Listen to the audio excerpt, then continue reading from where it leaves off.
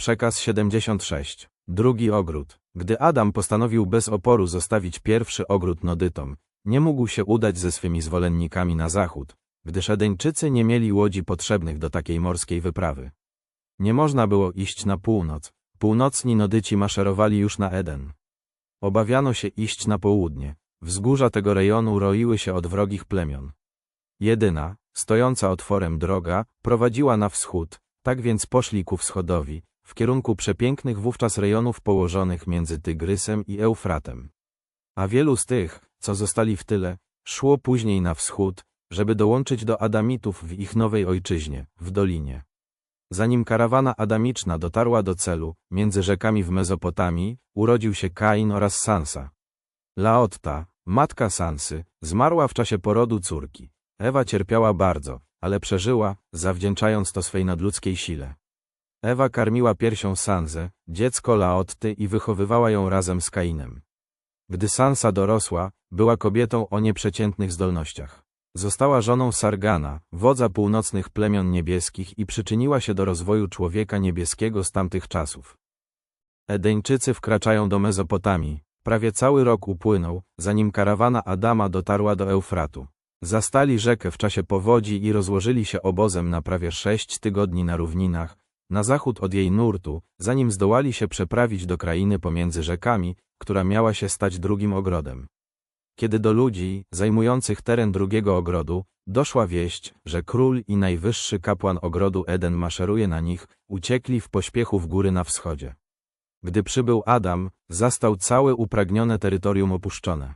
I tutaj, na nowym miejscu, Adam i jego pomocnicy zabrali się do pracy, aby budować nowe domy i założyć nowe centrum kultury i religii.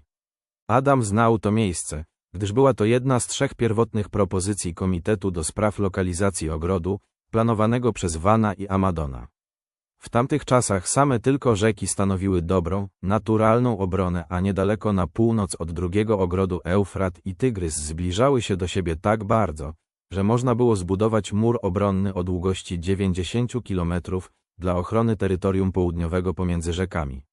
Po osiedleniu się w Nowym Edenie trzeba było prowadzić surowe życie. Wydawało się szczerą prawdą, że ta ziemia jest przeklęta. Przyroda znowu dyktowała swoje prawa. Adamici zmuszeni byli teraz zdobywać środki do życia z nieuprawianej wcześniej ziemi i radzić sobie z realiami życiowymi w obliczu naturalnych przeszkód i trudności śmiertelnego bytu. Pierwszy ogród zastali częściowo dla nich przygotowany, ale drugi musieli tworzyć pracą swych własnych rąk, w pocie ich oblicza. Kain i Abel. Abel urodził się w niecałe 2 lata po narodzinach Kaina. Było to pierwsze dziecko Adama i Ewy narodzone w drugim ogrodzie. Gdy Abel skończył 12 lat, postanowił zostać pasterzem. Kain wybrał rolnictwo. Był w tamtych czasach obyczaj składania darów kapłaństwu, z tego, czym się zajmowano. Pasterze mogli dawać swe trzody, rolnicy plony swych pól, i zgodnie z tym zwyczajem Kain i Abel również okresowo składali dary kapłanom. Wielokrotnie ci dwaj chłopcy spierali się w sprawie względnych zalet swych zawodów, a Abel wkrótce zauważył, że preferowano jego ofiary zwierzęce. Na próżno Kain odwoływał się do tradycji pierwszego Edenu, do dawnego pierwszeństwa dawanego plonom pól. Abel nie brał tego pod uwagę i wyśmiewał się z porażki starszego brata, zbijając go z tropu. W czasach pierwszego Edenu Adam rzeczywiście próbował odzwyczajać ludzi od składania ofiar zwierzęcych, tak, że Kain miał uzasadniony precedens dla swych argumentów. Organizacja życia religijnego w drugim Edenie była jednak trudna. Adam miał na głowie 1001 drobiazgów związanych z pracami budowlanymi, obroną i rolnictwem. Będąc duchowo przygnębiony, powierzył organizację praktyk religijnych i edukację tym rodom Nodytów, które służyły w takim charakterze w pierwszym ogrodzie, i w krótkim czasie pełniący swe obowiązki kapłani nodyccy wrócili do wzorów i zasad z czasów przedadamicznych. Kain i Abel nigdy się zbytnio nie lubili, a sprawa ofiar była dodatkową przyczyną animozji, jaką czuli do siebie. Abel wiedział, że jest synem zarówno Adama, jak i Ewy, i nigdy nie zaniedbał przypominać Kainowi, że Adam nie jest jego ojcem. Kain nie był czysto fioletowy, gdyż jego ojciec pochodził z rasy Nodytów, później zmieszanej z człowiekiem niebieskim i czerwonym oraz z pierwotną rasą entonową. I wszystko to, wraz z naturalną, wrodzoną wojowniczością Kaina, przyczyniło się do rozbudzania coraz większej jego nienawiści do młodszego brata. Chłopcy byli w wieku 18 i 20 lat, kiedy spór między nimi ostatecznie się rozstrzygnął. Jednego dnia przymówki Abla tak rozwścieczyły jego wojowniczego brata, że Kain rzucił się na niego i w gniewie go zabił. Obserwacja postępowania Abla dowodzi wartości środowiska i edukacji, jako czynników kształtowania charakteru.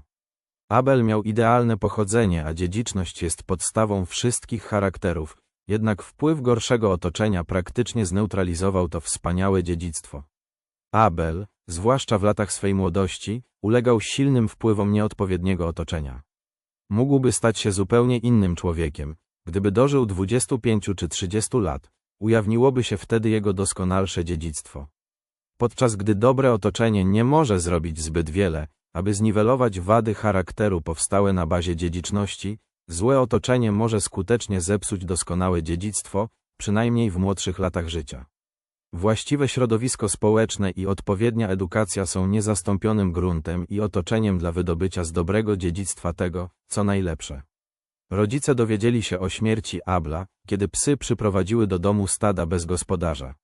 Dla Adama i Ewy Kain stał się wkrótce trwałą, ponurą pamiątką ich lekkomyślności i umacniali go w jego decyzji opuszczenia ogrodu. Życie Kaina w Mezopotamii nie było zbyt szczęśliwe, jako że był on w specyficzny sposób symbolem odstępstwa. Nie oznaczało to wcale, że ludzie byli mu nieżyczliwi, jednak odczuwał ich podświadomą niechęć, kiedy przebywał z nimi. Kain wiedział jednak, że skoro nie nosi żadnych znaków plemiennych, może zostać zabity przez pierwszego członka sąsiedniego plemienia, jakiego napotka. Strach i trochę wyrzutów sumienia doprowadziły go do skruchy. Kaina nigdy nie zamieszkiwał dostrajacz. Zawsze buntował się on przeciw karności rodzinnej i miał w pogardzie religię ojca. Teraz jednak poszedł do Ewy, swej matki, i prosił o pomoc duchową i przewodnictwo, a kiedy szczerze szukał boskiej pomocy, zamieszkał w nim dostrajacz. I ten dostrajacz, żyjący w nim i chroniący go, dał Kainowi wyraźne cechy wyższości, pozwalające zaliczyć go do plemienia Adama, którego bardzo się bano. I tak Kain poszedł do ziemi Nod, na wschód od drugiego Edenu.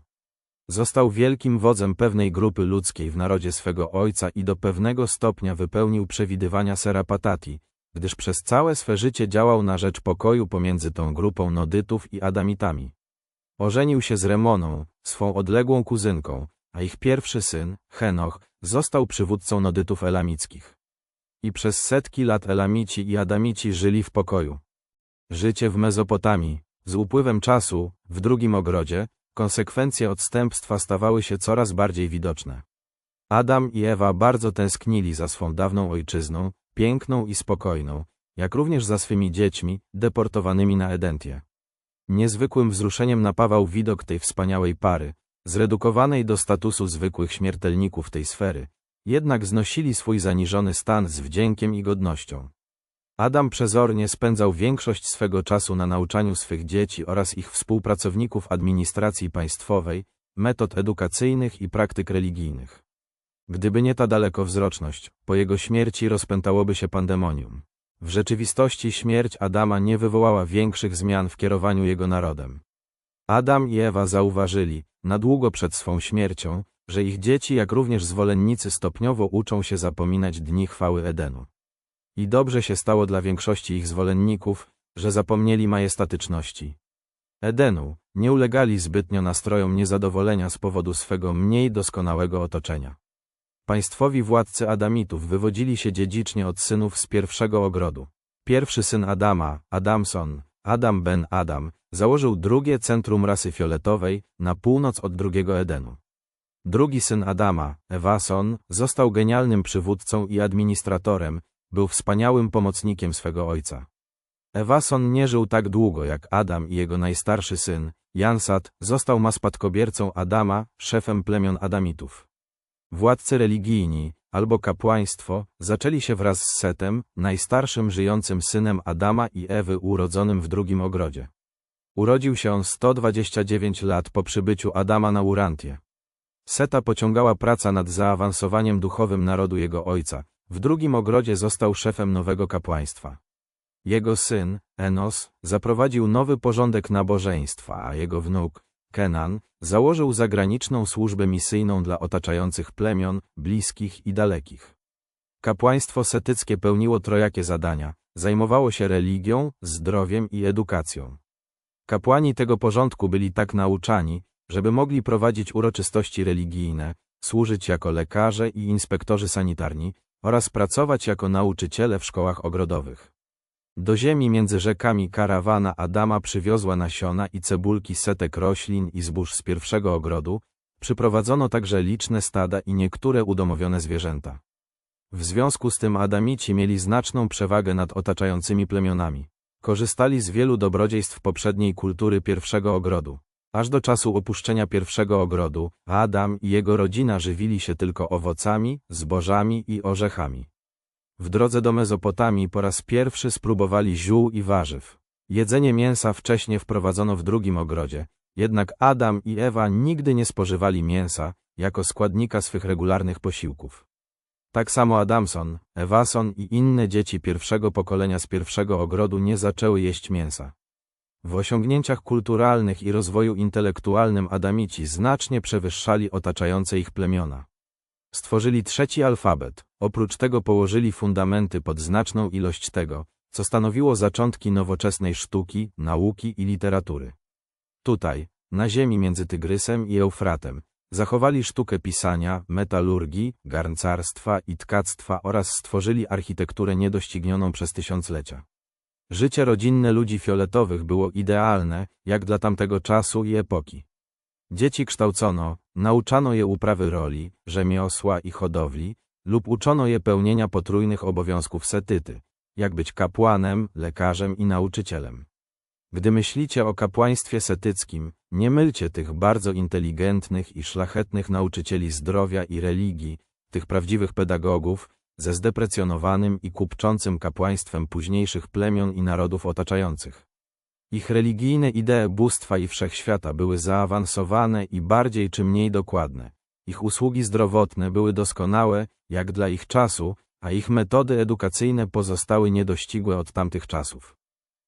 Rasa fioletowa. Adam i Ewa zapoczątkowali fioletową rasę człowieka, 9. rasę ludzką, jaka się pojawiła na Urancji. Adam i jego potomstwo mieli oczy niebieskie, a ludzi fioletowych charakteryzowała jasna karnacja skóry i jasny kolor włosów, jasnoblond, ciemnoblond i rudy. Ewa nie cierpiała bólów porodowych, podobnie jak i wczesne rasy ewolucyjne. Tylko rasy mieszane, powstałe ze związków człowieka ewolucyjnego z nodytami, a później z adamitami, cierpiały dotkliwe, ostre bóle porodowe. Adam i Ewa, podobnie jak ich bracia na Jerusem, odżywiali się w dwojaki sposób. Żywili się zarówno jedzeniem, jak i światłem, uzupełnianym przez pewne nadfizyczne energie, nieobjawione na Urancji. Ich urancjańskie potomstwo nie odziedziczyło rodzicielskiego daru pobierania energii i obiegu światła. Miało ono pojedyncze krążenie, ludzkie odżywianie przez krew. Z założenia byli śmiertelnikami, choć żyli długo, aczkolwiek ich długowieczność zbliżała się coraz bardziej do norm ludzkich z każdym kolejnym pokoleniem. Adam i Ewa oraz ich dzieci z pierwszego pokolenia nie jedli mięsa zwierzęcego. Utrzymywały ich przy życiu wyłącznie owoce drzew. W kolejnych pokoleniach wszyscy potomkowie Adama zaczęli spożywać produkty nabiałowe, ale wielu z nich nadal nie jadło mięsa. Wiele plemion południowych, z którymi się później zjednoczyli, także nie jadło mięsa. Większość tych wegetariańskich plemion emigrowała później na wschód i przetrwała, jako współczesna domieszka ludności Indii. Zarówno fizyczne, jak i duchowe postrzeganie Adama i Ewy znacznie przewyższało to postrzeganie, jakie mają ludzie współcześni. Ich zmysły specjalne były bardziej wyostrzone i mogli widzieć pośrednich oraz zastępy anielskie, Melchizdeków, jak również upadłego księcia Kaligastię, który odwiedzał ich wielokrotnie i prowadził rozmowy ze swym szlachetnym następcą. Taką zdolność dostrzegania istot niebiańskich zachowali przez ponad 100 lat po odstępstwie. Zmysły specjalne nie przejawiały się tak wyraźnie u ich dzieci i miały tendencję do słabnięcia z każdym kolejnym pokoleniem. Dzieci adamiczne były zazwyczaj zamieszkałe przez dostrajacza, ponieważ wszystkie one posiadały niekwestionowane możliwości wiecznego życia. To wspaniałe potomstwo nie znało strachu, tak jak dzieci ewolucji. Dzisiejsze narody Urancji nadal przejawiają tak wiele strachu, dlatego, że wasi przodkowie otrzymali zbyt mało plazmy życiowej Adama, ponieważ plany doskonalenia rasowo-fizycznego zakończyły się niepowodzeniem na samym początku. Komórki ciał synów materialnych oraz ich potomstwa są znacznie bardziej odporne na choroby niż te, które należą do istot ewolucyjnych, rodzimych dla planety. Komórki ciał ras rodzimych pokrewne są wywołującym choroby mikroskopijnym i ultramikroskopijnym organizmom żywym tej sfery. Wyjaśnia to, dlaczego ludzie na Urancji muszą dokonywać tak wielu wysiłków naukowych, aby przeciwdziałać znacznej ilości dolegliwości fizycznych. Bylibyście znacznie bardziej odporni na choroby, gdyby wasze narody posiadały więcej życia adamicznego. Po zadomowieniu się w drugim ogrodzie, nad Eufratem, Adam postanowił zostawić po sobie tak dużo swej plazmy życiowej, jak tylko to było możliwe, na pożytek światu po jego śmierci. W związku z tym Ewa została szefem 12-osobowej komisji do spraw doskonalenia ras i zanim Adam umarł, komisja ta wyselekcjonowała 1682 wyższych typów kobiet z Urancji i kobiety te zostały zapłodnione adamiczną plazmą życia. Za wyjątkiem 112, wszystkie ich dzieci osiągnęły dojrzałość, tak, że świat dużo zyskał dzięki dodatkowi 1570 nadrzędnych mężczyzn i kobiet. Chociaż kandydujące matki wybierane były ze wszystkich otaczających plemion i reprezentowały większość żyjących na Ziemi ras ludzkich, największa ich część została wybrana z najwyższych warstw nodytów i takie były wczesne początki potężnej rasy Anditów. Dzieci te urodziły się i wychowywały w plemionach ich matek. Śmierć Adama i Ewy. Wkrótce po założeniu drugiego Edenu, Adam i Ewa zostali odpowiednio poinformowani, że ich skrucha jest zadowalająca i choć muszą cierpieć los śmiertelników tego świata, na którym żyją, na pewno zostaną zakwalifikowani do klasy śpiących przetrwałych Urancji. Zawierzyli w pełni tej Ewangelii zmartwychwstania i rehabilitacji, którą Melchizdekowie z wielkim wzruszeniem im obwieścili.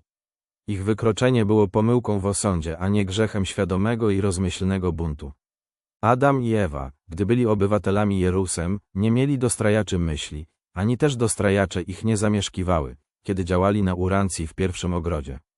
Jednak krótko po sprowadzeniu do statusu śmiertelnego, Adam i Ewa stali się świadomi nowej obecności w sobie i otworzyły im się oczy, i zrozumieli, że ludzki status, w połączeniu ze szczerym żalem, umożliwił zamieszkanie ich przez dostrajacze. Zrozumienie tego faktu, że są zamieszkani przez dostrajacze, dodało Adamowi i Ewie otuchy na resztę ich życia. Wiedzieli, że chybili jako synowie materialni z Satani, ale wiedzieli również, że droga do raju nadal stoi przed nimi otworem, jako przed wznoszącymi się synami wszechświata. Adam wiedział o zmartwychwstaniu, kończącym system sprawiedliwości, które nastąpiło wraz z jego przybyciem na planetę i wierzył, że zarówno on jak i jego towarzyszka będą prawdopodobnie uosobieni na nowo, w związku z nadejściem kolejnej klasy synostwa. Nie wiedział o tym, że Michał, władca tego wszechświata, ma się wkrótce pojawić na Urancji. Myślał, że następny mający przybyć syn będzie klasy awonalnej. Tak więc rozważanie jedynej osobistej wiadomości, jaką kiedykolwiek dostali od Michała, zawsze było pociechą dla Adama i Ewy, jak również czymś trudnym do zrozumienia.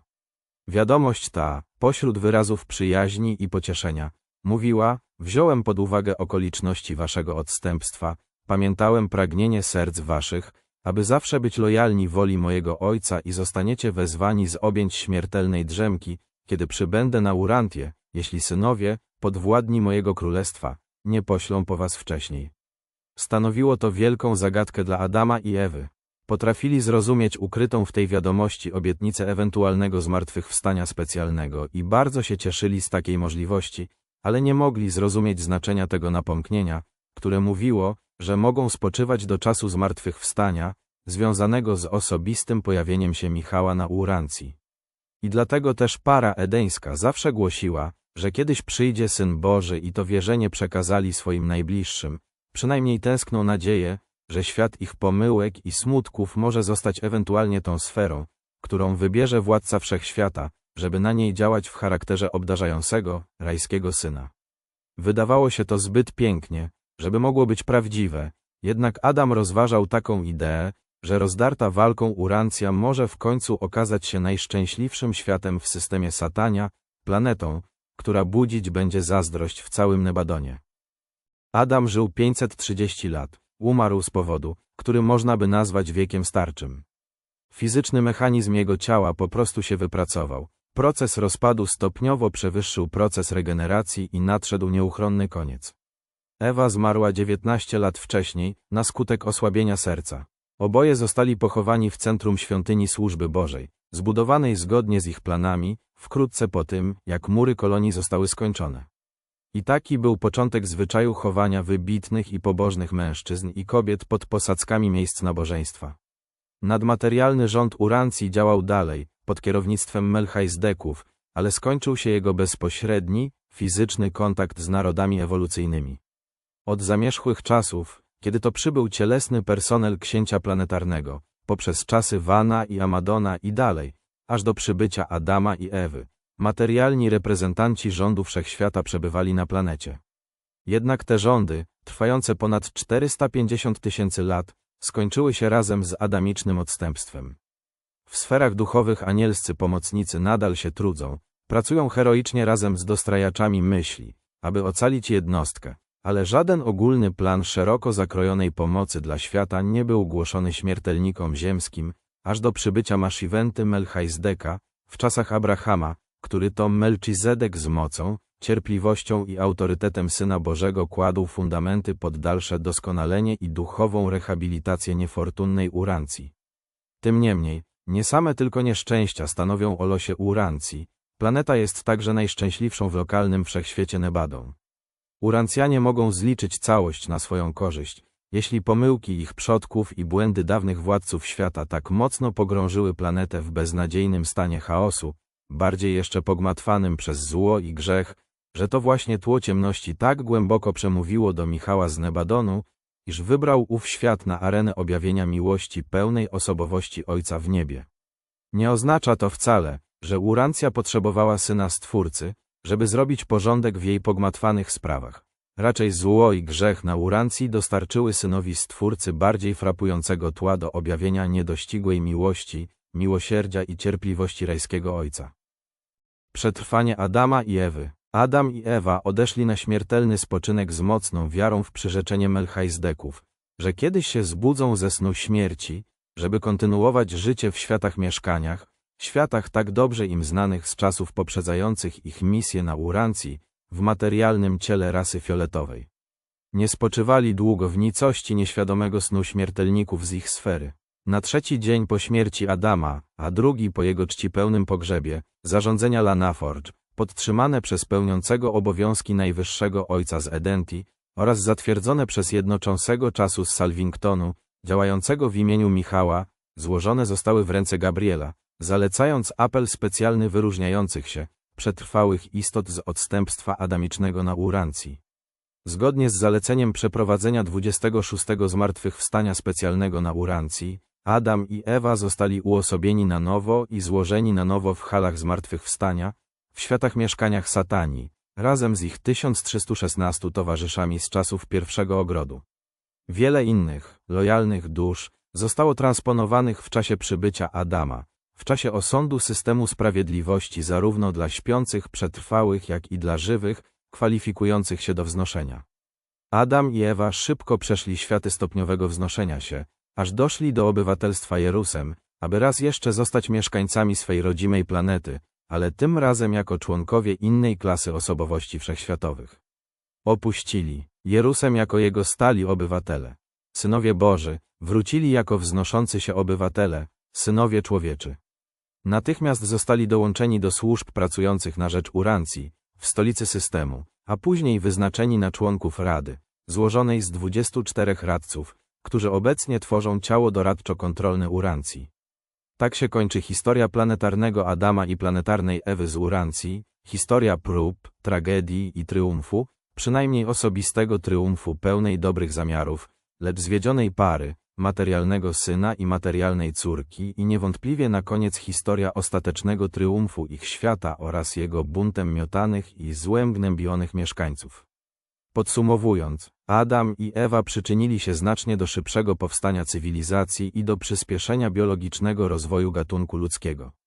Zostawili na Ziemi wspaniałą kulturę, jednak przetrwanie tak zaawansowanej cywilizacji było niemożliwe, w obliczu wczesnego rozrzedzenia i ewentualnego rozpłynięcia się w populacji krwi adamicznej. To ludzie tworzą cywilizację, cywilizacja nie tworzy ludzi.